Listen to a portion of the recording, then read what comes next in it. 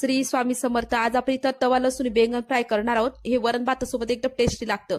त्यासाठी इथं मी तिखट घेतलंय. तुम्ही बेडगी मिरची का कश्मीरी लाल मिरची पण घेऊ शकतात. अख्खी लसूण घेतलाय, जिरं घालून घेतलं. आता त्याला छान थोडं पाणी टाकून फ्राय वाटण करून घेऊयाचं. असं मिश्रण तयार झालंय. आता त्यात हळद घालू, धने पावडर घालू आणि गरम मसाला घालू थोडा. चवीनुसार मीठ टाकायचं आणि छान याला मिक्स करून घ्यायचं. आता इथं थोडं तेल घालून घेते वरून.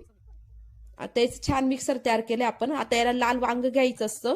आपली हिरवची टेस्ट जेवढी लागते लालची टेस्ट छान लागते. आता असं वांग घेतलं, त्याला मोठ्या कापमध्ये असं लांब लांब कापून घेतलंय आणि त्याला मधुर असे कट देऊन घेतले, म्हणजे तो मसाला आतपर्यंत जाईल आणि आपलं काप लवकर शिजेल. असं एका बाजूने मी छान त्याला सारण लावून घेतलंय. तव्यावर तेल गरम करायला ठेवलं, त्यात मोहरी घातली. तुम्ही मोहरी नाही घातली तरी चालेल. मी चवीसाठी मोहरी घालून घेतल्या. त्यावर वांग्याचं काप ठेवून